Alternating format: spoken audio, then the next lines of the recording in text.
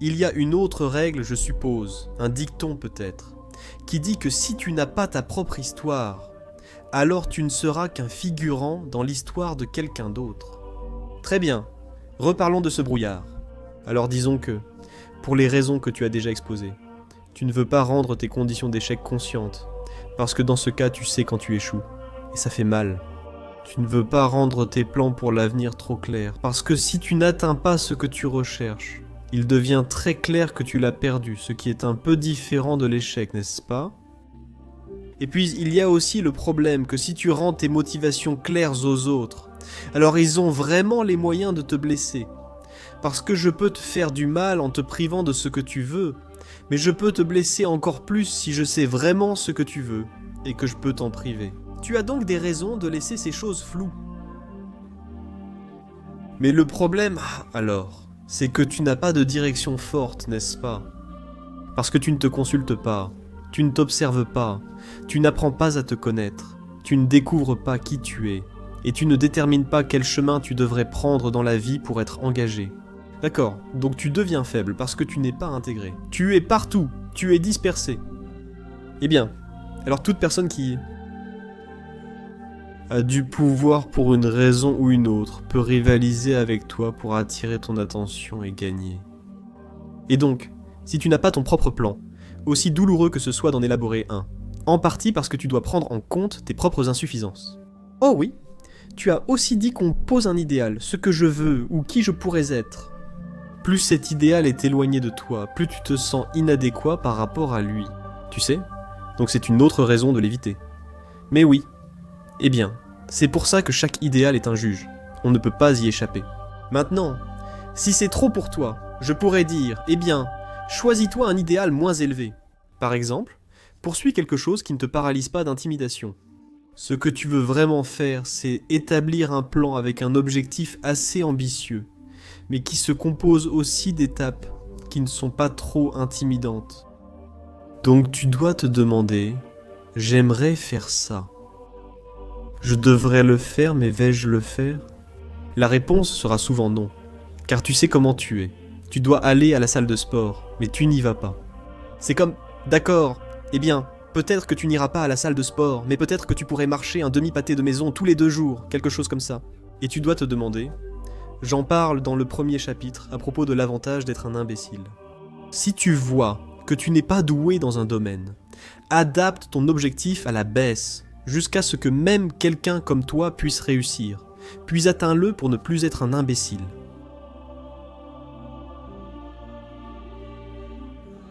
Si tu sais ce que tu veux, alors tu sais quand tu échoues. Si tu ne t'autorises pas à savoir ce que tu veux, cela peut rester flou.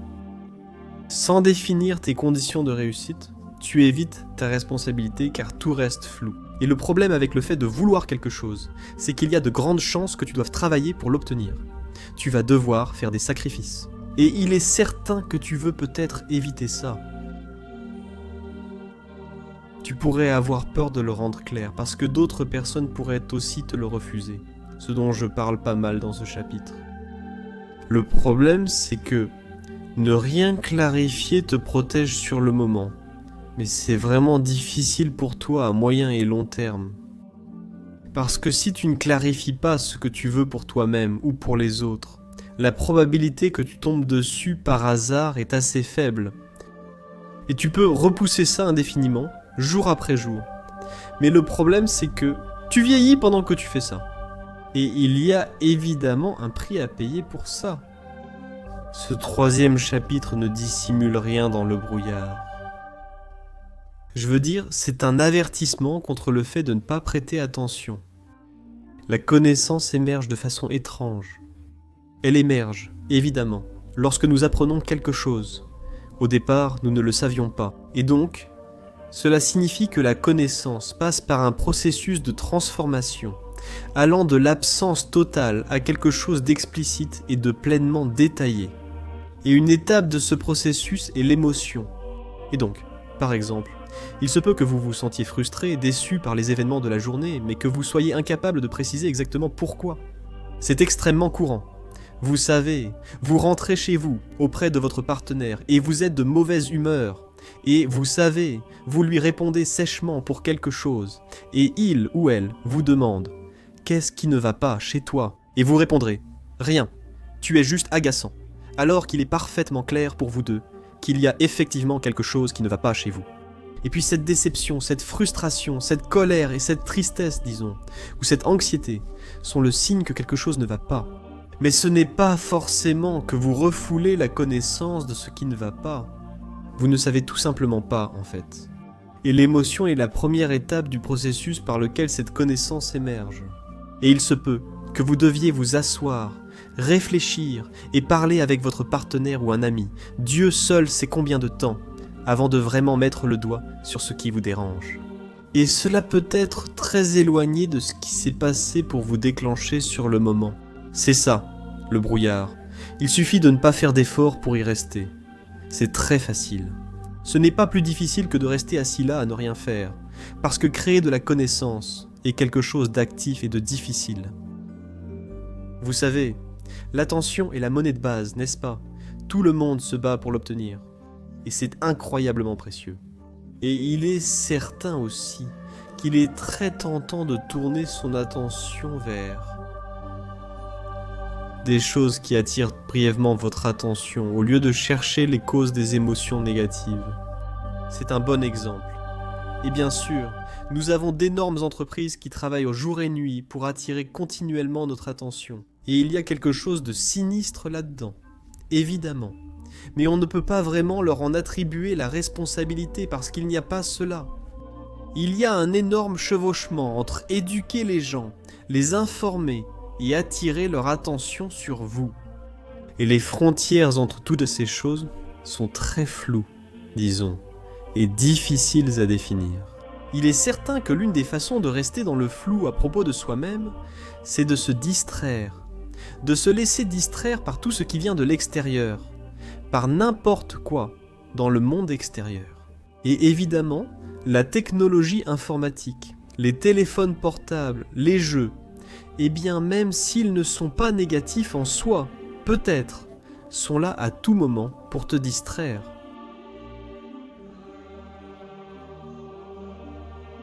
Je pense que tu as besoin d'un sens pour te soutenir dans la vie, parce que la vie est difficile, et donc le sens doit être proportionnel à la difficulté. Je pense que tout le monde le sait et le veut.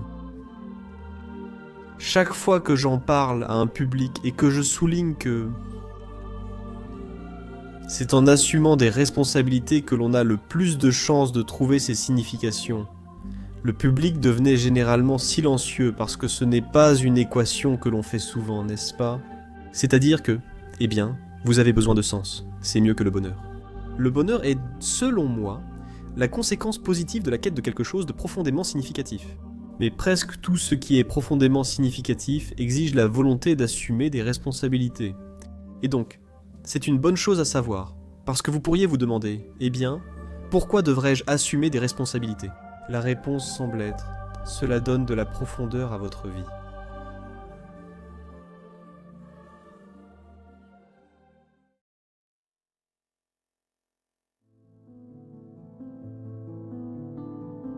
Vous mentionnez un cerveau fatigué et des pensées confuses pour cesser de répondre ou de donner une conférence. Comment combattez-vous cela lorsque vous travaillez ou écrivez au quotidien? Eh bien, je prends un gros petit déjeuner relativement peu de temps après mon réveil. Ça aide vraiment. Si certains d'entre vous sont anxieux, et beaucoup d'entre vous le sont sans doute, il y en aura un grand nombre parmi vous qui sont anxieux et qui ne prennent pas de petit déjeuner. Beaucoup pensent « Je ne prends pas de petit déjeuner, ce n'est pas nécessaire ». Mais c'est faux. Après une nuit de jeûne, c'est important. Si vous vous surchargez cognitivement ou physiologiquement le matin, votre cerveau stressé va encourager votre corps à produire de l'insuline. Il va éliminer tout le sucre de votre sang, vous ruinant la journée et rendant anxieux. Si vous êtes anxieux, essayez ceci, beaucoup d'entre vous le verront aussi. C'est vraiment une expérience très intéressante. La prochaine fois que vous êtes anxieux, allez manger quelque chose. Mangez des protéines et des graisses. Ce serait le mieux. Vous pouvez prendre du fromage et des crackers. Je ne suis pas un grand fan des glucides, mais bon, peu importe. Mangez ce que vous êtes prêt à manger, mais que ce soit solide, Ne mangez pas de beurre de cacahuète ou de barre chocolatée, ni quelque chose de sucré.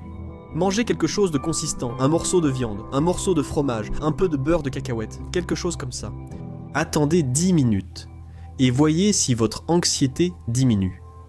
Faites-le pendant 2 semaines. Chaque fois que vous êtes anxieux, mangez. Ainsi, vous pouvez savoir si votre nervosité ou anxiété vient d'une baisse de glycémie. Et c'est très probable que ce soit le cas, surtout si vous devenez aussi irritable et que vous avez l'esprit embrouillé. Et donc, la meilleure façon de traiter cela, d'après ce que j'ai pu constater, et il y a une littérature assez solide à ce sujet, c'est de s'assurer de prendre un bon petit déjeuner. Et vous pourriez dire, eh bien, je n'ai pas faim le matin. Mais franchement, qu'est-ce que ça peut faire si vous avez faim ou non? Je n'ai pas dit d'apprécier votre petit déjeuner. J'ai dit de le manger. Ce n'est pas pareil. Il y a beaucoup de choses à faire qu'on n'apprécie pas au début. Vous aurez faim dans 6 mois et vous commencerez à apprécier cela. C'est une grande différence. Je fais souvent de courtes siestes. Si je suis épuisé, vous savez, je vais faire une sieste de 10 ou 15 minutes et ça aide beaucoup. J'essaie de me réveiller assez régulièrement, selon un horaire assez régulier. C'est une autre chose que je recommanderais vraiment aux personnes dont la vie est en désordre et qui sont anxieuses. Essayez de fixer votre heure de réveil, le sommeil, l'heure à laquelle vous vous couchez. Ce n'est pas si important. Donc vous pouvez quand même, vous savez, veiller tard, vous amuser et tout ça. Se lever le matin est vraiment utile. Donc, tu sais, et tu dois aussi comprendre combien tu peux travailler ou écrire. Je ne peux pas écrire plus qu'environ au maximum. Je ne peux pas écrire plus de 3 heures par jour. Et si je dépasse cette limite, alors surtout si je fais du montage, je fais des erreurs quand j'édite, donc c'est contre-productif. Je ne peux pas tenir ce rythme longtemps. Je pense qu'on ne peut pas faire plus de 3 heures de travail intellectuel intense par jour. Bien que si tu fais une sieste, tu peux prolonger ça, mais je pense qu'au moins, moi je finis par le payer sur la durée. Donc fais une sieste, assure-toi de manger, et assure-toi de dormir suffisamment. Voilà comment je commente. Et j'essaye de me rendre hyper efficace. À quoi ressemble mon emploi du temps quotidien? C'est assez simple. Je me lève entre 6 et 8 heures, puis je travaille jusqu'à 10 heures, aussi intensément que possible, chaque jour, sans exception. Je fais cela avec peu de variations, même si c'est devenu bien plus intense cette dernière année. Et ce, depuis 1985. Je travaille probablement... je dirais que je travaille au moins 14 heures par jour, au minimum 14 heures par jour.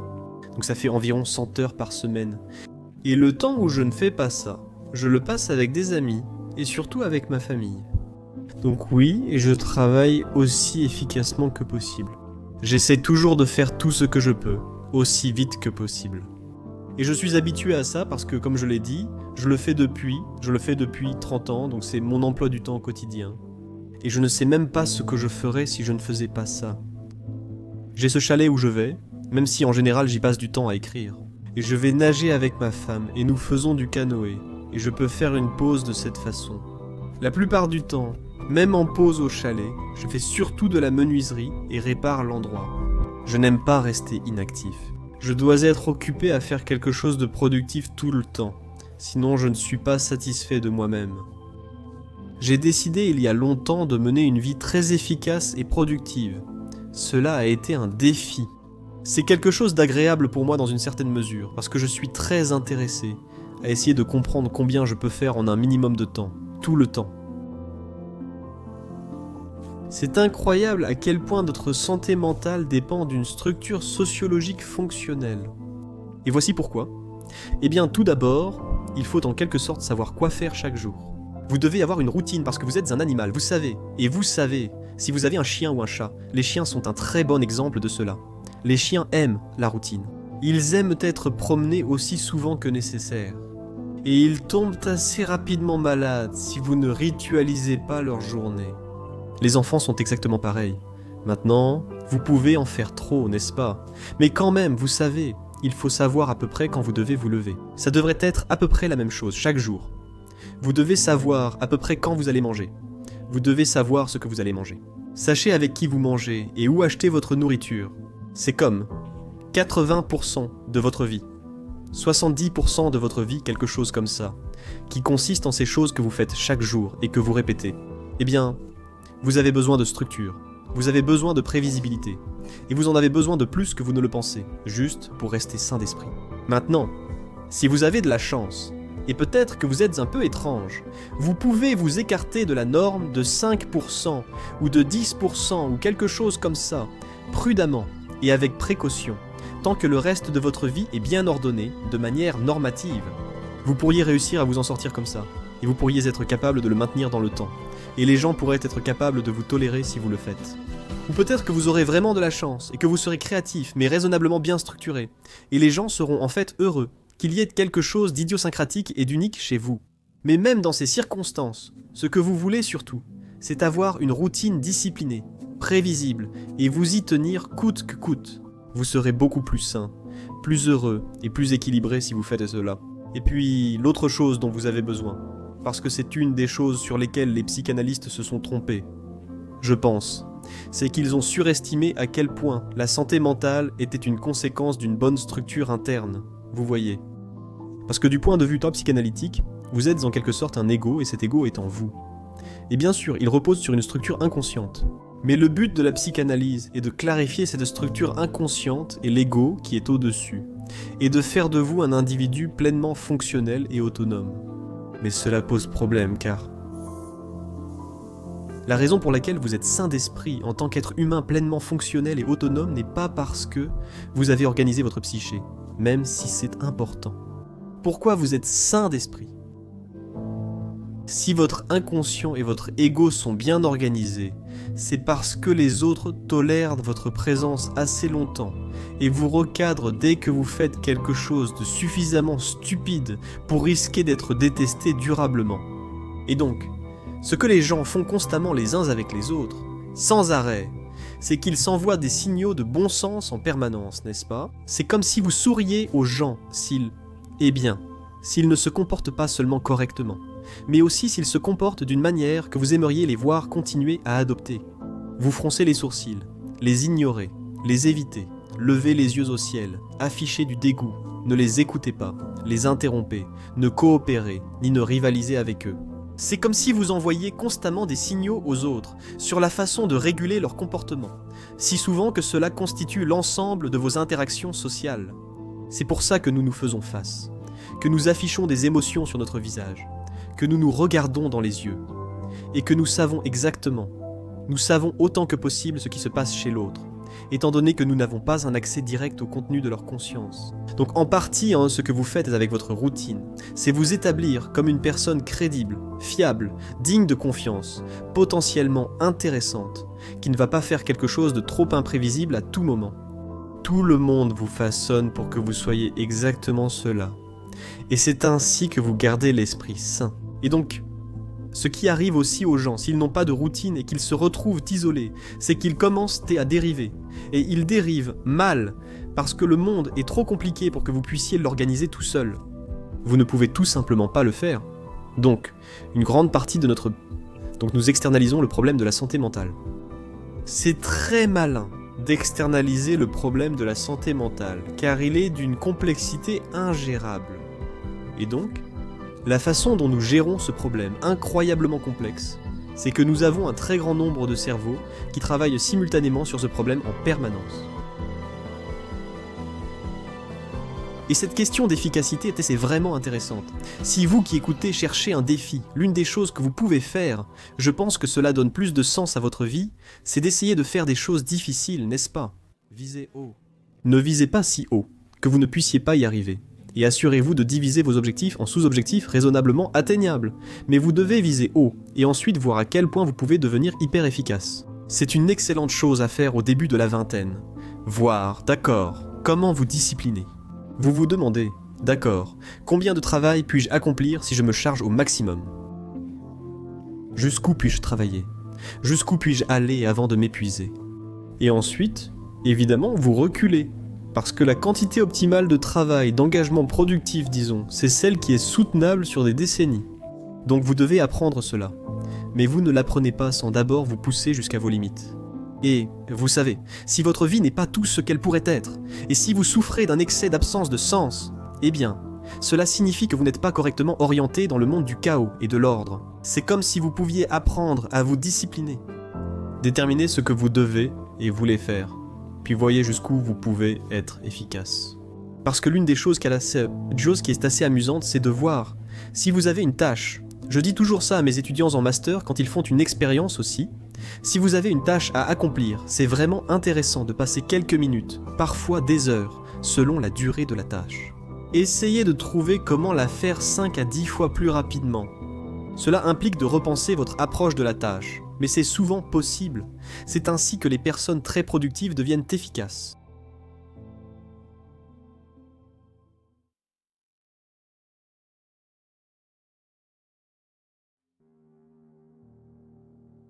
Pinocchio a été transformé en victime et on lui a offert ceci. On lui propose cette identité et il l'accepte. C'est en partie parce qu'il est trompé et manipulé. Mais c'est aussi en partie parce que le renard lui propose l'abandon de la responsabilité comme récompense pour avoir adopté l'identité de victime.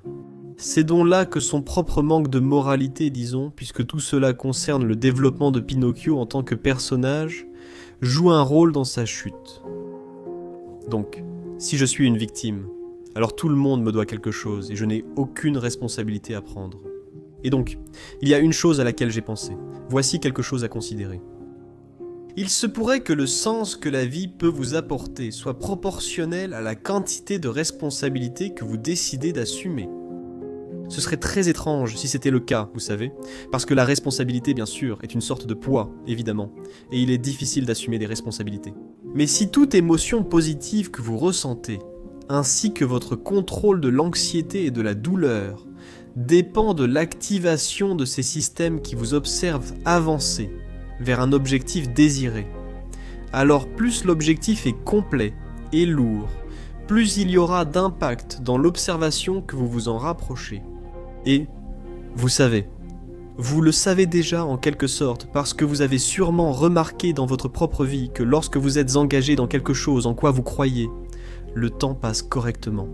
Vous pouvez le constater si, par exemple, vous lisez un article lié de façon compréhensible à ce que vous souhaitez apprendre. Donc même si c'est difficile, vous vous y engagez. Vous pouvez mieux vous en souvenir, vous pouvez mieux le traiter, et vous n'êtes pas aussi susceptible de vous endormir ou de vouloir chercher des distractions. Tout ça, vous pouvez vous y plonger. Et il serait très intéressant que cela soit proportionnel au degré de responsabilité que vous êtes prêt à assumer. Et je pense qu'on peut vraiment défendre cette idée.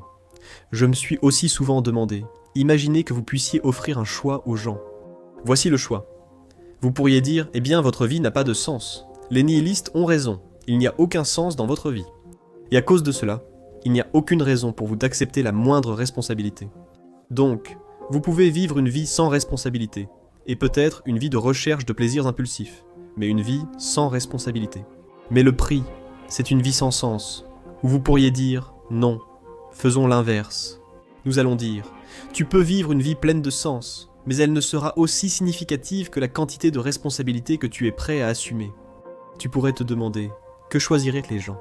Parce que tout le monde dit aussi toujours qu'il veut avoir une vie pleine de sens.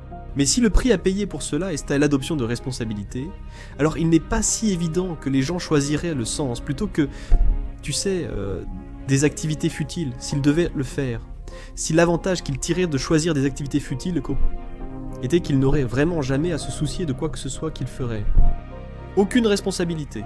C'est ce qu'on propose à Pinocchio, comme le cocher le suggère. C'est intéressant car... Tu sais, jusqu'à maintenant, c'était le renard et le chat, de vrais petits voyous. Et donc la voie pathologique qu'ils proposent à Pinocchio n'est pas la pire des voies pathologiques. Mais ici, du moins, en ce qui concerne l'imagination. L'imagination collective qui a créé ce film. C'est là que l'on atteint la forme la plus pathologique de, appelons ça, la tentation. Et c'est la tentation de s'engager dans. D'abandonner la responsabilité et de se livrer à la recherche impulsive du plaisir. À la recherche du plaisir à court terme.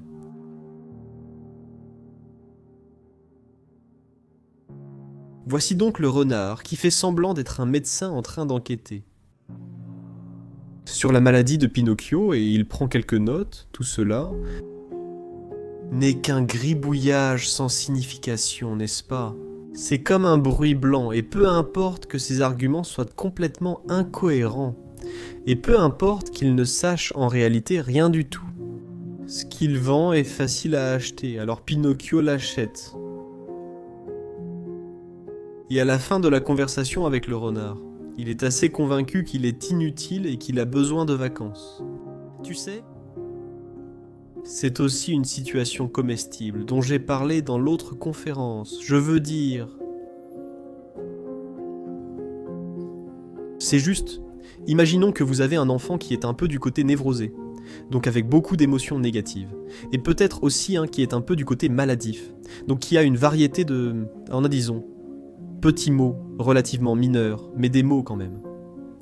Et donc, ce que cela signifie en tant que parent, disons la mère pour cet exemple, parce que je veux utiliser l'exemple oedipien, vous devez prendre une décision tout le temps sur la façon exacte dont vous allez traiter cet enfant. Une décision, c'est, eh bien, tu n'as pas besoin d'aller à l'école aujourd'hui parce que tu ne te sens pas bien. C'est-à-dire, c'est compréhensible. Mais est-ce que vous prenez la même décision le lendemain ? Et est-ce que vous prenez la même décision le jour d'après ? Et imaginons que vous permettez à l'enfant d'éviter ses responsabilités en profitant de sa maladie. Eh bien, ce ne sera pas très bon pour l'enfant. La règle avec un enfant maladif doit être quelque chose comme « Je vais te pousser jusqu'à ta limite, parce que sinon, comment la personne va-t-elle découvrir ce qu'elle peut faire ? Et si elle ne peut pas découvrir ce qu'elle peut faire, alors elle ne pourra pas du tout se débrouiller dans le monde. Et tout cela devient très confus si vous n'êtes pas vraiment sûr de vouloir qu'il se débrouille dans le monde.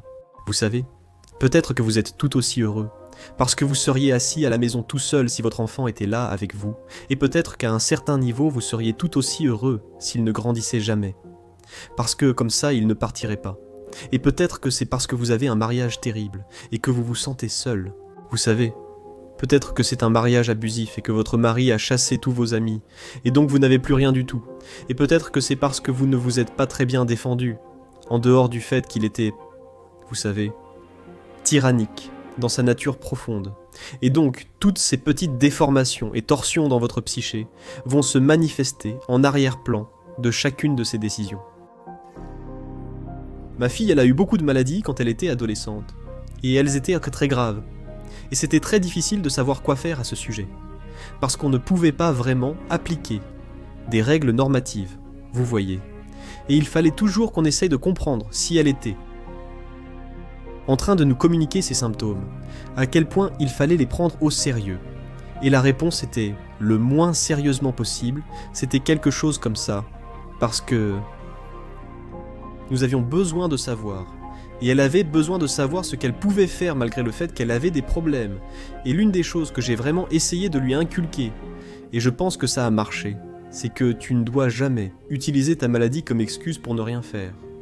Pas consciemment, tu sais, parfois tu ne le sais peut-être pas. Je ne me sens pas bien, qu'est-ce que je peux faire ? Parfois, quand tu ne te sens pas bien, tu fais plus ou moins que ce que tu crois, donc tu ne peux pas savoir. Ce n'est pas comme si c'était évident, mais parfois c'est évident. Parfois, une petite tentation te vient. Tu n'as pas envie de faire ce que tu dois aujourd'hui. Tu ne te sens pas bien, alors tu te dis que tu peux t'en passer. Tu fais ça une centaine de fois, puis tu ne sais même plus à quel point tu es malade, et là tu es vraiment dans le pétrin. Parce que non seulement tu es malade, mais en plus tu as embrouillé les choses. Donc tu as les deux problèmes. Alors tu es vraiment malade, et tu t'es trahi toi-même en utilisant cela comme excuse pour ne pas assumer tes responsabilités. Il y a aussi une idée profonde en Occident, c'est prends en charge ta foutue souffrance et supporte-la et essaie d'être une bonne personne pour que tu ne fasses pas les choses empirer. Eh bien, c'est une vérité, la vie c'est de la souffrance, oui, qui veut l'admettre? Eh bien, réfléchis-y. Alors, que fais-tu face à cette souffrance? Essaie de la réduire. Commence par toi-même. À quoi sers-tu? Ressaisis-toi, bon sang, pour que, quand ton père meurt, tu ne sois pas en train de pleurnicher dans un coin, mais que tu puisses aider à organiser les funérailles et tenir bon pour que les gens puissent compter sur toi. C'est mieux. Ne sois pas une fichue victime. Bien sûr que tu es une victime, Jésus, évidemment. Ressaisis-toi. Et c'est ça aussi le message de l'Occident. C'est comment surmonter la souffrance de la vie. Et je ne dis pas que c'est seulement le message de l'Occident. Comment surmonter la souffrance de la vie? C'est en devenant une meilleure personne. C'est comme ça qu'on fait. Eh bien, c'est difficile, ça demande de la responsabilité, et je pense que tu sais, si tu disais à quelqu'un « tu veux avoir une vie pleine de sens », tout ce que tu fais compte, c'est ça la définition d'une vie pleine de sens. Mais tout ce que tu fais compte. Tu vas devoir porter ça avec toi? Ou alors tu veux juste oublier toute cette histoire de sens? Et dans ce cas, tu n'as aucune responsabilité parce que, après tout, qui s'en soucie? Et tu peux errer dans la vie en faisant ce que tu veux, en satisfaisant des désirs impulsifs pour ce que ça vaut, et tu restes coincé dans l'absence de sens, mais tu n'as aucune responsabilité. Lequel tu veux? Eh bien, demande-toi lequel tu poursuis. Ressaisis-toi. Transcende ta souffrance. Vois si tu peux être une sorte de héros. Réduis la souffrance dans le monde. Eh bien, c'est la voie à suivre, d'après ce que je peux dire. S'il y a une voie à suivre,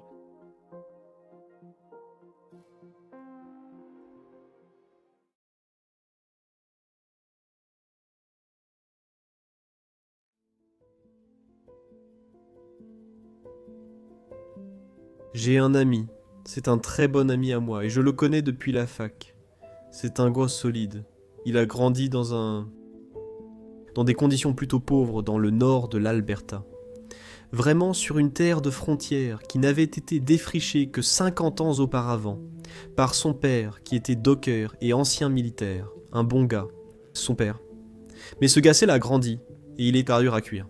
Il a travaillé dans des fonderies de plomb, et il a parcouru l'ouest du Canada, et c'était mon colocataire quand j'étais à la fac, et c'est toujours un bon ami à moi.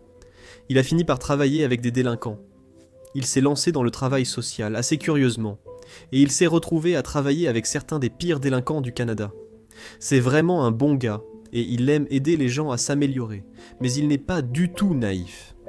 Une partie de la raison pour laquelle il était bon avec les délinquants, c'est qu'il n'y avait pas de combine qu'il pouvait inventer qu'il ne voyait pas tout de suite. Et c'était en partie parce qu'il avait vraiment intégré son côté sombre. Je vais vous donner un exemple de lui. Un jour, je vivais dans cette ville qui s'appelle Grand Prairie. Et c'était au plus fort du boom pétrolier. Donc c'était une ville dure, avec beaucoup de bars malfamés, et beaucoup de jeunes hommes qui avaient plein d'argent. Ils venaient à passer 3 jours après avoir bossé dehors par moins 40 sur les plateformes pétrolières, et ils étaient prêts à faire la fête, mec. On a fait une fête un soir dans une sorte de maison de fraternité où j'étais à la fac, et il y avait beaucoup trop de monde, et certains étaient vraiment des fauteurs de troubles. On avait une table pleine de bouteilles de bière et de vodka, et un gars s'est venu. Il a arraché un pied de la table et l'a renversé. Alors on s'est tous regroupés, et on les a tous chassés. Et cet ami à moi, il a dit, ils vont revenir. Alors il est monté à l'étage. Il a mis des bottes de cow-boy à bout d'acier, c'était comme dans un western sanglant. Il est descendu les escaliers, et juste au moment où il entrait dans le salon, il y a eu un gros coup à la porte d'entrée. C'était quand ces voyous qui revenaient pour foutre le bazar. Il n'a même pas ralenti, il a ouvert la porte, et il y avait un gars prêt à se battre. Il lui a mis un coup de pied sous le menton avec sa botte à bout d'acier, il l'a envoyé valser par-dessus le perron. Et là, la bagarre a commencé. Mais c'était exactement comme ça qu'il était. Il avait intégré son côté sombre. C'était un super colocataire. Il rendait toujours l'appareil. Je savais que si j'achetais les courses une semaine, il les achèterait la suivante. C'était un gars droit. On pouvait lui faire confiance, mais il n'était pas naïf, mec. Et c'est ça qui lui permettait de gérer les délinquants et de les aider. Voilà, c'est ça, l'intégration de l'ombre. Oui, je vais très profondément dans l'ombre. Dans un chapitre de mon dernier livre, Les lois de la nature humaine, j'aborde en profondeur la question de l'ombre et j'essaie d'expliquer comment on intègre l'ombre parce qu'il n'y a pas de réponse facile à ça, vous savez. Les gens sont un peu perplexes. Bon, j'ai ce côté sombre. J'explique beaucoup d'où ça vient et comment beaucoup de vos pulsions agressives, comme la pièce remplie d'enfants de 2 ans dont vous parliez, vous l'avez aussi. Je parle à mes lecteurs. Vous aviez cette agressivité quand vous étiez jeune, et elle a été socialisée, puis elle a été refoulée, et c'est comme un soi perdu qui vit en vous et qui hurle pour sortir. Comment l'intégrer? Donc, la chose principale, c'est que vous devez être conscient que vous avez ce côté sombre, vous ne pouvez pas fuir, vous devez reconnaître qu'il existe, il faut presque l'embrasser d'une certaine manière. Un bon parent aussi fait tout ce qu'il peut pour ne pas réprimer cela. Ce que vous voulez faire avec les enfants, c'est justement ça. Vous voulez qu'ils soient énergiques, qu'ils aient une certaine puissance, parce que vous voulez qu'ils intègrent cette capacité d'agression dans, disons, une conversation lucide. Vous voulez qu'ils soient capables qu'au moins de l'ordre de se défendre lors des discussions familiales. Si vous les punissez simplement parce qu'ils sont agressifs, par exemple parce qu'ils répondent, ou quelque chose comme ça, vous ne guidez pas cela vers un développement plus sophistiqué. On voit ça aussi à l'école aujourd'hui. Vous savez, quand mes enfants allaient à l'école, c'était tellement idiot. Nous avions une règle à la maison. Il ne faut pas suivre les règles stupides. C'est une bonne règle. Mais si tu te fais prendre, tu dois accepter les conséquences. Mais voilà, donc une des règles était que non seulement tu ne pouvais pas lancer de boules de neige, mais tu ne pouvais même pas en faire. Et donc ils essayaient de... Oui, exactement, tu devrais secouer la tête, c'est sûr. Parce que leur réponse, et tout ça c'était des absurdités politiquement correctes, tu sais, des jeux non compétitifs, on ne va jouer qu'à des jeux non compétitifs. D'abord, tu sais, j'ai étudié Piaget. Un match de hockey n'est pas compétitif exactement. Parce que dans un match de hockey, eh bien personne n'apporte de ballon de basket. Tout le monde joue au hockey. Donc c'est de la coopération. Et puis, dans l'équipe, tu dois coopérer. Et si tu es la star, mais que tu ne passes jamais, tu es juste un idiot. Tu n'es pas la star. Donc il y a énormément de coopération dans tous ces jeux compétitifs. Ils sont intégrés. Et cette idée que tu rends les enfants meilleurs en ne leur permettant pas d'être compétitifs, c'est tellement... C'est dégoûtant. C'est ça. Eh bien, c'est la mère dévorante freudienne, n'est-ce pas? C'est oh, tout le monde est en sécurité, et personne ne va jamais blesser qui que ce soit. Et ça, c'est... C'est un peu là où beaucoup de jeunes, vous savez, ils entrent dans le monde après avoir été couvés, où ils pensent qu'il n'y a pas de gagnant, que tout le monde, vous savez, c'est juste des situations gagnant-gagnant, et c'est là qu'ils sont vraiment choqués par les réalités du monde. Donc tout ce maternage et cette idée qu'il n'y a pas besoin d'avoir un gagnant. On n'a pas besoin de donner des prix pour la première place. Chacun devrait recevoir un prix. Tout ce que vous faites, c'est préparer vos enfants à une énorme choc en découvrant que le monde n'est pas ainsi. Oui. Puis ils deviennent désillusionnés, déprimés ou traumatisés. Quand l'équipe de hockey de mon fils a remporté le championnat de la ville, c'était un grand événement. Et l'école en était très heureuse. L'entraîneur aussi, mais la directrice, cette empathique autoritaire, était une personne horrible selon moi. Autoritarisme? Empathe. Ouais? Eh bien oui. Elle utilisait la vertu comme une arme. Oh non, non, oui, eh bien, il y a plein de gens comme ça partout. Elle a dit, aujourd'hui nous sommes tous gagnants. Et l'entraîneur avait... Ouais, exactement. Non, c'est écœurant, parce que, tu sais, mon fils était juste consterné par ça, mais l'entraîneur a eu assez de cran. Il a dit « Non, c'est l'équipe de hockey qui a gagné !» Les enfants de l'école n'étaient pas jaloux. Certains l'étaient, évidemment, mais la plupart étaient vraiment contents, comme on l'est quand son équipe sportive gagne. Et la plupart des gens sont assez généreux pour pouvoir célébrer la victoire de quelqu'un d'autre sans... C'est pareil pour les fêtes d'anniversaire, que je détestais vraiment. Chaque enfant reçoit un sac cadeau. C'est comme non, tu sais, c'est leur fichu anniversaire. Chaque enfant n'a pas besoin d'un fichu sac cadeau. Et c'est la même chose, cette même naïveté, cette mièvrerie, et c'est aussi autoritaire, parce que ça impose cette vision du monde. C'est comme non, c'est le jour de cet enfant pour être spécial, c'est pour ça qu'on célèbre cet enfant. Les autres, s'ils ne peuvent pas supporter ça, c'est qu'il y a un problème dans la façon dont ils ont été traités et pris en charge. Dans plusieurs de mes livres, j'ai tenté de lever le tabou ou les associations négatives liées à des mots comme pouvoir ou ambition. Vous savez, j'essaie de dire que l'ambition est une bonne chose. Cela signifie que vous avez cru en vous-même.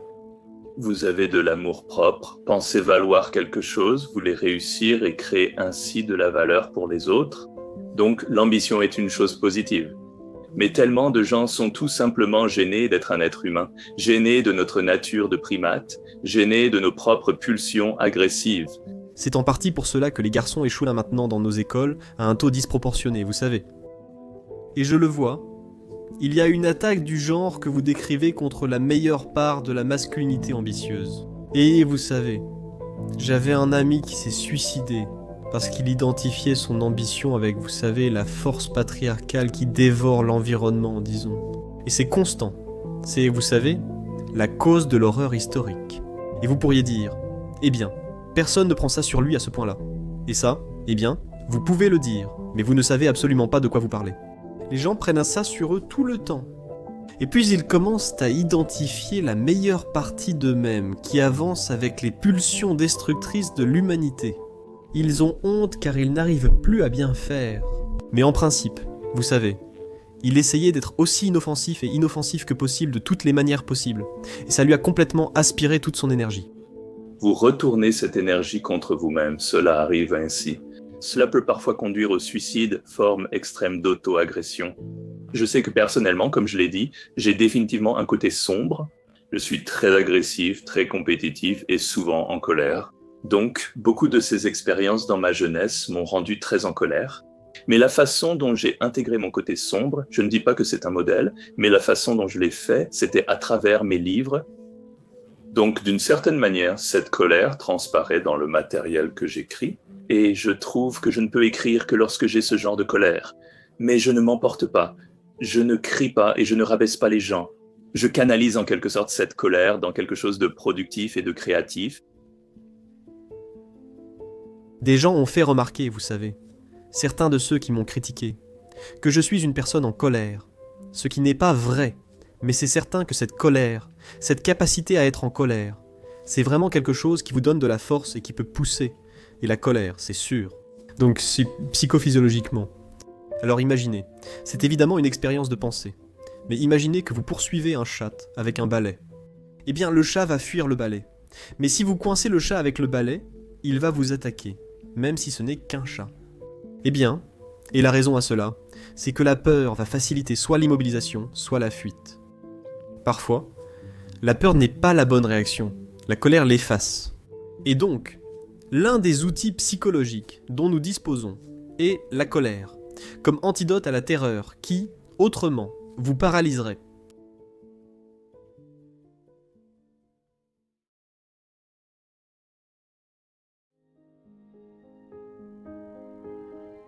En ce qui concerne la sexualité, vous avez dit que c'est une bonne question à se poser. Qui est aux commandes ? Eh bien, oui, c'est la question, n'est-ce pas ?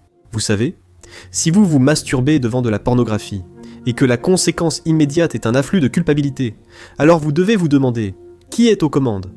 Et c'est une question vraiment importante. Qui est aux commandes ? C'est ce qui m'a terrifié, en développant une certaine acuité psychanalytique. Parce qu'une fois que vous réalisez que vous êtes une maison, que de nombreux esprits peuvent et vont habiter, et que beaucoup d'entre eux ne sont pas vous, et que beaucoup d'entre eux ne travaillent pas dans le sens des objectifs que vous voudriez poursuivre vous-même. Et c'est la prise de conscience du mythe que vous incarnez selon la perspective jungienne. C'est une question vraiment, vraiment sérieuse. Le mythe humain fondamental, c'est Caïn contre Abel. Qui êtes-vous ? Caïn ou Abel ? En réalité, vous êtes les deux. Reste à savoir qui domine. Et puis la question suivante, c'est qui voulez-vous voir prendre le dessus ? Est-ce Dieu et Abel ou Satan et Caïn ? Et c'est une question qui est tout aussi pertinente pour les non-croyants que pour les croyants. Et n'est-ce pas remarquable, effrayant, bouleversant et terrifiant tout à la fois, si vous comprenez vraiment ce que cela signifie ? Donc, si votre comportement vous embarrasse, eh bien, il n'y a que deux possibilités, n'est-ce pas ? Vous ne devriez pas être aussi embarrassé. Et je suppose que la voix qui dit oui à toute expression de la sexualité humaine dirait que votre culpabilité et votre honte ne sont que les séquelles néfastes d'un patriarcat oppressif, qui porte des jugements sur la sexualité. Eh bien oui, mais à quoi servirait le jugement pour différencier, si ce n'est pas la sexualité ? Je ne pense pas que cet argument soit utile. Consultez votre conscience. Je sais que la conscience peut devenir une force oppressive en soi. C'est la présence du grand tyran en soi, vous savez, et Freud en a beaucoup parlé d'un surmoi trop oppressif. Et j'ai certainement vu des patients dont l'expression d'une sexualité saine était inhibée par un surmoi trop rigide. Cela peut arriver, mais cela ne signifie pas que toute culpabilité liée à l'expression sexuelle relève d'un surmoi incontrôlable. Je veux dire, il ne faut pas être un génie pour comprendre qu'il y avait un certain lien entre la révolution sexuelle des années 1960, qui selon Randy Thornhill d'ailleurs, qui est peut-être le plus grand penseur biologique mondial sur ce sujet en particulier, Thornhill pensait que le libéralisme des années 60 était une conséquence, au moins en partie, et en grande partie, devrais-je dire, de la révolution hygiénique des 6 décennies précédentes, et plus, qui nous a permis de réduire l'impact, du moins en Occident, des maladies infectieuses. Et parce que nous étions beaucoup moins sujets à la transmission et à la réception de maladies infectieuses, nous pouvions nous permettre d'être plus libéraux dans les années 1960. Nous sommes devenus plus libéraux sexuellement. Et alors ? Le syndrome d'immunodéficience acquise. Et je dis cela sans préjugés. Et quel est le moyen le plus efficace de faciliter la reproduction d'un agent mortellement virulent et sa propagation dans la population ? Un comportement sexuel sans retenue. La honte sexuelle existe pour une raison, et ce n'est pas une raison triviale. Elle ne va pas simplement disparaître parce qu'on agite une baguette magique et qu'on fait disparaître l'oppresseur patriarcal. Et d'ailleurs, ça n'arrivera pas non plus. Si tu as honte de ton comportement sexuel, alors tu dois te demander, est-ce que la honte est mauvaise ou est-ce que le comportement sexuel est mauvais ? Et je te pose la question. Je ne juge pas ton comportement parce que qu'est-ce que je sais de toi ? Et j'ai déjà assez de mal avec mon propre comportement. Donc, tu sais, c'est à toi de voir. Est-ce que c'est ta honte dont tu devrais te débarrasser, ou bien ton comportement ? Et tu sais, c'est peut-être un peu de la colonne A et un peu de la colonne B, parce que la vie n'est jamais simple. Mais si tu ne te sens pas ennobli par ta masturbation liée à la pornographie, alors peut-être que cela signifie que son utilité est discutable. Je ne le vois sûrement pas comme une force sociale stable. Je ne vois pas ça comme quelque chose que les gens font en public et dont ils se vantent. Et je sais que le comportement sexuel est privé, et devrait le rester. Mais vous voyez où je veux en venir. Alors, écoute, je pense que les gens ne devraient pas mentir, surtout pas à eux-mêmes. Je pense que répéter un comportement que l'on juge moralement répréhensible est une contradiction performative, c'est-à-dire jouer un mensonge. Et je soupçonne que tu le sais, sinon tu ne poserais pas la question. Alors, tu sais, que devrais-tu faire avec la pornographie ? Eh bien, tu connais la réponse à ça. Et tout le monde la connaît aussi. Tout le monde sait que ce n'est pas bien. Ce n'est pas bon pour les producteurs. Ce n'est pas bon pour ceux qui y participent, consciemment ou inconsciemment, car ils sont nombreux dans sa production. Ce n'est pas bon pour les consommateurs. Certainement pas le bien suprême. Et quel est le bien suprême ? La sexualité intégrée dans une relation intime et fonctionnelle liée par des vœux de chasteté mutuelle.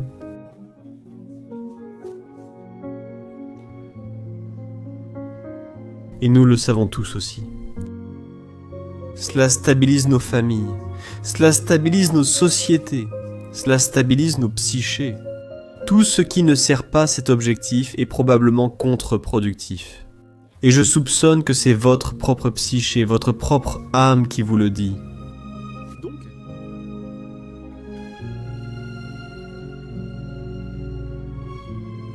si votre sexualité ou comportement sexuel n'exprime pas votre être le plus élevé, cela ne vous sert pas dans le sens le plus profond. C'est vous qui le servez. C'est ce que montre votre honte. Donc, sortez et trouvez un partenaire et engagez-vous envers elle ou lui. Et avez-vous des conseils sur ce qu'il faut faire avec la pornographie et la masturbation ? Moins il y a de pornographie, mieux c'est. C'est mon conseil. Mais rendons cela plus précis. Dans la mesure où l'utilisation de la pornographie et la masturbation sape votre estime de vous-même et vous prive de raisons motivantes de sortir et d'aller à la rencontre d'un véritable partenaire, alors ce n'est clairement pas dans votre intérêt. Et c'est ce que votre conscience essaie de vous dire. Vous savez, et c'est la solution de facilité au détriment de ce qui a du sens. Évidemment, non. Évidemment. Il n'y a pas de manifestation plus évidente de la solution de facilité au détriment de ce qui a du sens que la pornographie et la masturbation. Et ce n'est certainement pas une voie héroïque. Donc peut-être que moins il y en a, mieux c'est. Je suis au courant d'ailleurs des statistiques montrant que l'introduction de la pornographie dans une communauté ne fait pas augmenter, mais diminue la probabilité de taux. Je pense que c'est une discussion distincte de celle-ci, mais je veux juste que vous sachiez que je ne l'ignore pas. Qui est aux commandes? C'est ça, la question. Est-ce que c'est vous, ou est-ce que c'est la sexualité qui contrôle? Avez-vous intégré votre vie sexuelle au reste de votre vie afin que tout soit en harmonie? Et est-ce vous qui êtes aux commandes, ou est-ce que c'est elle, pour ainsi dire? Parce que si vous n'êtes pas aux commandes, avec cet équilibre harmonieux, alors les choses vont vaciller de façon incontrôlable, et vous allez vous retrouver dans de terribles ennuis. Cela arrive chaque fois qu'une pulsion donnée, ou vraiment n'importe quelle valeur donnée, prédomine à l'exclusion de tout le reste. Maintenant, il me semble que la sexualité est sans mieux gérée dans le cadre d'une relation. C'est la solution éthique classique à ce problème. C'est parce que la sexualité implique une énorme responsabilité. Maintenant, les gens n'aiment pas penser cela. Surtout ceux qui, je dirais, ont un faible niveau de conscience, disons, ou un niveau élevé d'impulsivité. Il est facile pour les gens de croire en, comment dire, le sexe occasionnel, ce qui, selon moi, n'existe pas, parce que je ne pense pas qu'on puisse dissocier la sexualité de ses conséquences sociologiques, politiques, économiques ou psychologiques.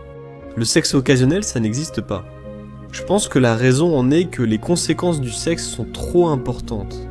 Ce n'est pas seulement la grossesse et les maladies, disons, qui sont toutes les deux aussi dramatiques que possible dans la vie, mais aussi le fait que comportements sexuels et émotionnels sont indissociables.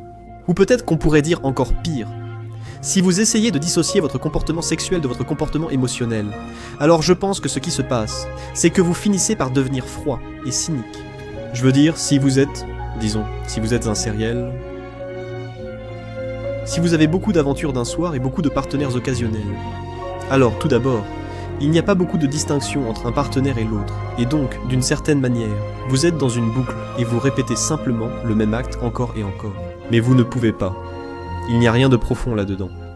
Il n'y a rien qui vous permette d'établir une relation avec une autre personne. Et je pense que vous corrompez votre âme de cette façon et que vous vous faites du mal avec le temps. Vous risquez aussi de blesser d'autres personnes. Je n'approuve donc pas vraiment le sexe occasionnel. Je pense que c'est fondamentalement un fantasme d'adolescence dément. Cela ne marche pas dans la réalité. Maintenant, une saine maîtrise de soi. Eh bien, en ce qui concerne la sexualité, c'est comme pour tout le reste. Il est nécessaire de renoncer à la gratification immédiate dans le but de s'épanouir à moyen ou long terme, disons. Donc, si votre sexualité est intégrée dans une éthique qui englobe le reste de votre vie, et si elle sert cette éthique, alors je dirais qu'elle est correctement maîtrisée. Si elle est réprimée de façon malsaine, eh bien, alors, vous êtes en colère, amer, plein de ressentiment, et vous maudissez le sexe opposé, ou peut-être le même sexe, si vous êtes homosexuel, parce qu'on ne reconnaît pas votre forme particulière d'attrait sexuel. Je pense que le ressentiment et la colère sont de bons indicateurs qu'il y a quelque chose qui ne va pas dans la façon dont votre sexualité est maîtrisée.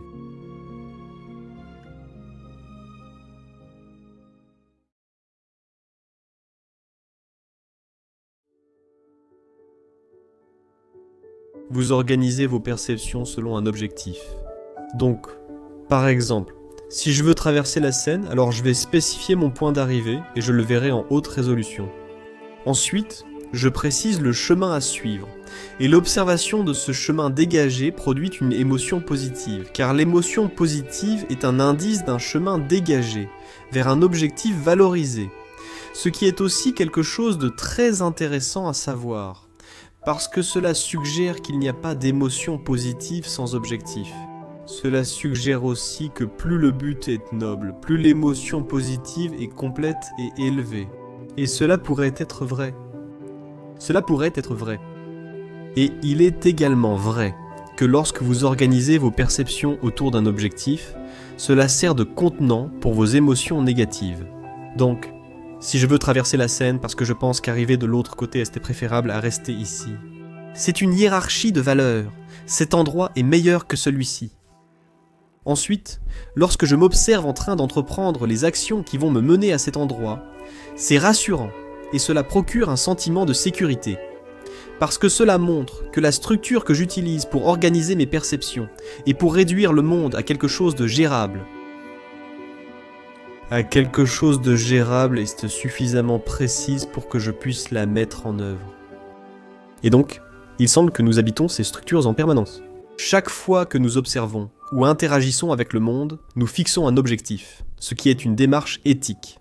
Nos émotions s'organisent selon cet objectif, puis nous créons des hiérarchies d'objectifs. Donc, vous savez, vous vous asseyez devant votre ordinateur pour pouvoir écrire un devoir, et vous écrivez un devoir pour pouvoir terminer un essai, et vous terminez un essai pour obtenir une note dans un cours, et vous obtenez une note dans le cours pour pouvoir obtenir un diplôme, et vous faites cela pour pouvoir trouver un emploi, et vous faites cela pour pouvoir être, quoi ? Un bon mari, une bonne épouse, un bon citoyen, et vous faites cela pour pouvoir être une bonne personne. Il y a une hiérarchie de l'éthique qui imprègne toute l'entreprise, depuis le microcosme jusqu'au macrocosme. Et je pense que c'est quelque chose comme tout le paysage de la valeur religieuse avec le contenant le plus large. Donc être une bonne personne, disons que c'est le but ultime de l'entreprise religieuse. C'était quelque chose comme l'imitation du Christ dans le sens le plus fondamental. Et toutes les choses que tu fais à l'intérieur de cela en sont le reflet. Ou alors tu es confus et chaotique. Et si tout le monde fait cela en même temps, alors tu as une société qui est intégrée, qui vise vers le haut, et qui est capable de dire la vérité. Alors, quelle est la proposition ici ? Eh bien, je pense que lorsque nous décrivons ces cadres de perception, le nom que nous donnons à la description d'un cadre de perception, c'est une histoire. Et je pense que la raison pour laquelle nous aimons tant les histoires, c'est parce que nous avons besoin d'établir des cadres de perception pour pouvoir fonctionner dans le monde et nous permettre de s'intégrer paisiblement avec les autres. Nous sommes donc très intéressés par tout ce qui a une base narrative. Et la raison pour laquelle cela nous intéresse, c'est parce que nous essayons de construire en nous-mêmes et collectivement la structure qui nous permet de percevoir le monde sans confusion ni chaos excessif, et d'une manière qui nous apporte de la valeur et une certaine durabilité. C'est l'objectif global. Et il me semble que c'est l'objectif de toute l'entreprise religieuse. Et donc, est-il possible que... Eh bien, je suppose que c'est l'affirmation que je pensais développer un peu aujourd'hui, c'est que... La Bible, elle est vraie d'une manière très étrange. Elle est vraie, en ce sens qu'elle fournit la base pour la vérité elle-même. Et donc, c'est comme une méta-vérité. Sans cela, la possibilité de vérité n'existerait pas. C'est peut-être donc la chose la plus vraie. La chose la plus vraie n'est pas une vérité en soi. C'est ce qui fournit la condition préalable à tous les jugements de vérité. Et il me semble que...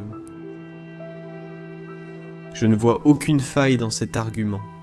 Je ne vois aucune faille non plus scientifiquement, car nous savons désormais, en tant que scientifiques, qu'il est impossible de tirer une orientation éthique à partir de faits. Il y a trop de faits. Il y a un nombre infini de faits. Ils ne fournissent-ils pas un guide infaillible pour l'action ? Ils ne le peuvent pas. Il y en a trop. Ils doivent être hiérarchisés. Et dès qu'ils sont hiérarchisés, eh bien, vous entrez alors dans le domaine éthique. Et cela soulève la question. Quel est le domaine éthique valable ? Et la réponse postmoderne, c'est car il n'y en a pas. Tout n'est qu'expression de domination et de pouvoir. Et je pense que c'est absurde. Je ne pense pas que ce soit une solution tenable. Je pense que nous avons, d'une certaine manière, trouvé la bonne réponse à travers notre démarche religieuse, à savoir que nous visons ce qu'il y a de plus élevé, ou nous ne le faisons pas. Soit nous visons ensemble le meilleur, soit nous sommes divisés. Nous visons ce qu'il y a de plus élevé, et cela donne du sens à toutes les choses que nous faisons qui en sont des parties subordonnées. Nous visons ce qu'il y a de plus élevé, et c'est cela qui nous rassemble et nous donne une structure, tout cela, vous savez, individuellement et collectivement. Et c'est tout ce que nous avons essayé de communiquer pendant tous ces siècles, alors que nous tentions de transmettre tout le corpus religieux de génération en génération, d'en démêler le sens, de le clarifier et d'essayer de le comprendre. Et je pense que c'est là où nous en sommes maintenant, vous savez. Peut-être un peu plus conscient de ce que tout cela signifie, et peut-être un peu plus capable d'être plus sûr en tant que gens du livre que la foi que nous avons dans le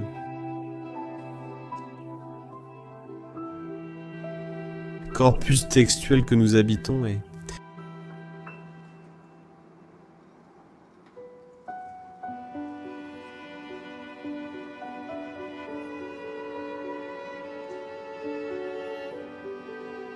Nous n'avons tout simplement pas fait mieux que cela. Et nous nous efforçons de le développer. Nous nous efforçons de le comprendre, mais fondamentalement. Il semble que ce soit vrai dans ce sens fondamental que je viens de décrire. Si vous vous orientez correctement, et que vous faites attention à ce que vous faites chaque jour, ça fonctionne. Et je pense en fait que cela correspond à ce que nous avons compris de la perception humaine. Parce que ce qui se passe, c'est que le monde s'organise autour de votre objectif. Parce que vous êtes une créature qui a un objectif. Vous devez avoir un objectif. Pour faire quelque chose, vous êtes une créature qui vise. Vous regardez un point et vous vous dirigez vers lui. C'est inscrit en vous. Donc, vous avez un objectif. Eh bien, disons que votre objectif est le plus élevé possible. Eh bien, cela organise alors le monde autour de vous. Cela organise toutes vos perceptions. Cela organise ce que vous voyez et ce que vous ne voyez pas. Cela organise vos émotions et vos motivations. Donc, vous vous organisez autour de cet objectif. Et ensuite, ce qui se passe, c'est que la journée se manifeste comme un ensemble de défis et de problèmes. Et si vous les résolvez correctement, alors vous restez sur la voie de cet objectif. Et vous pouvez vous concentrer sur la journée. Et de cette façon, vous pouvez avoir le beurre et l'argent du beurre, parce que vous pouvez viser au loin, très loin, et vivre dans l'instant présent. Et il me semble que cela donne à chaque moment de la journée une signification décuplée. Parce que si tout ce que vous faites chaque jour est lié au but le plus élevé que vous puissiez concevoir, eh bien, c'est la définition même du sens qui pourrait vous soutenir dans votre vie. Eh bien, et ensuite la question est, eh bien, revenons à Noé. Eh bien, tout va bientôt partir en vrille, et le chaos arrive. Comme dans la vie, on souhaite parfois entreprendre ce qui nous semble vraiment important. Parce que c'est ça qui vous maintiendra à flot quand tout sera inondé. Et vous ne voulez pas attendre que le déluge arrive pour commencer à faire cela. Parce que si votre arche est à moitié construite et que vous ne savez pas comment la diriger, il y a de fortes chances que vous vous noyiez.